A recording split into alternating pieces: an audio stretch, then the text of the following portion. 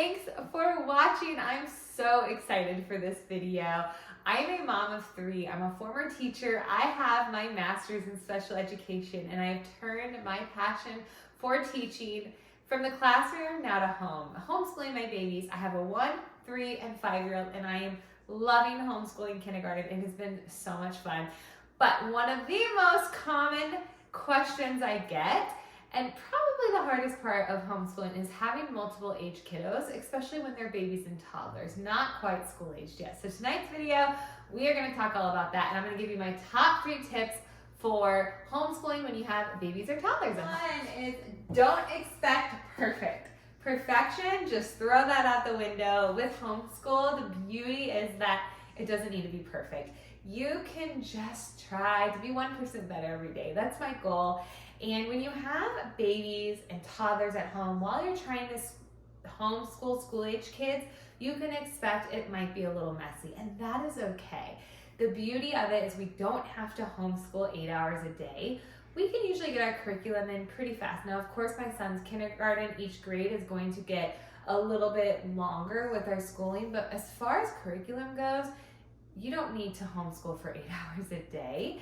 And that is so amazing when it comes to adapting your school schedule to your babies and toddlers. So throw perfection out the window. It's okay if it gets a little messy. It's okay if you don't start school at the same time every day.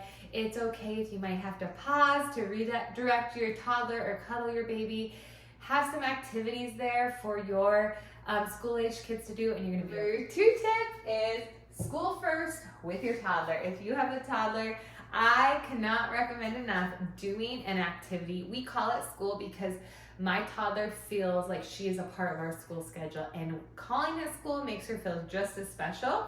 So doing school with your toddler first, doing a one-on-one, if possible, activity with your toddler where you're working with them, you guys are doing a fun activity together, is key before I sit down with my school-aged kid. That way they had your full attention, they did their activity, and now you can move on with your school-aged kid. That is so key. The days that I do not do that always end up a hot mess. So that is probably the most important tip I can give. Number 3 tip is a busy basket. I did a video previously all about breaking down what's in my busy basket. So go ahead and watch that after this. It's about 10 minutes and it breaks down exactly what I include in a busy basket. This is it, and it is a lifesaver. So after I've done the activity with my toddler, that way she got my full attention and she had that special time with me, she then gets the busy basket. Well, I do school with my school-age kiddo. And that busy basket keeps her occupied the entire time.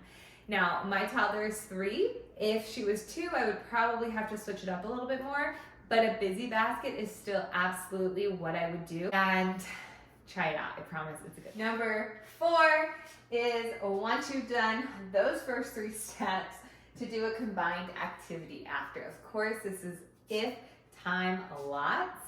And what I mean by a combined activity is after you've done that one-on-one time with your toddler, after you've then sat down and done school with your school-aged kiddo, go outside, take a break, but then come together and have an activity where everybody can do. Maybe it's an activity outside. Maybe you're spelling words with chalk outside where they can both be involved. Tomorrow, my kiddos are going to be painting pumpkins. Paint is always such a great one if you have elementary age with toddlers, because they love to paint. Everybody loves to paint, and they can just use their imaginations. But having an activity where they can both do together is so nice, because we come together and then we stop school, we kind of close down school for the day after they do their combined activity.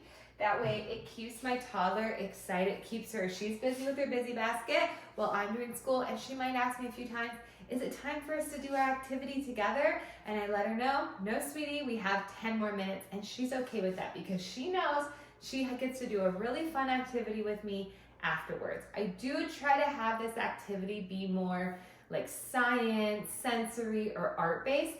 Why? Because that is what toddlers love. And I really want her to have fun with it and look forward to school. And if she was in a preschool, that's what they would be doing mostly, right? Play-based stuff, art stuff, and I want her to still get that. So those are my top tips. And I just want to remind you, it's okay if you wait to start school until your baby is sleeping. Adapt your schedule on the best time for your family. You do not have to do school at a certain time because that's how it is.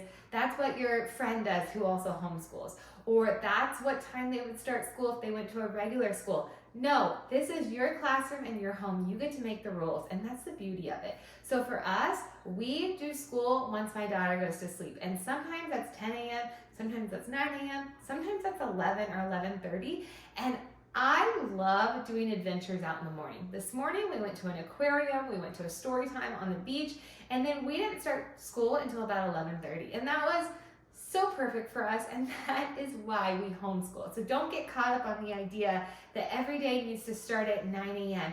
Have fun with the schedule and base it around what is going to be best for you with your other kiddos. Make it easy on yourself. Anyways, let me know if you have any questions, and thanks so much for watching. Go ahead and hit subscribe so that way you're notified when I post more videos.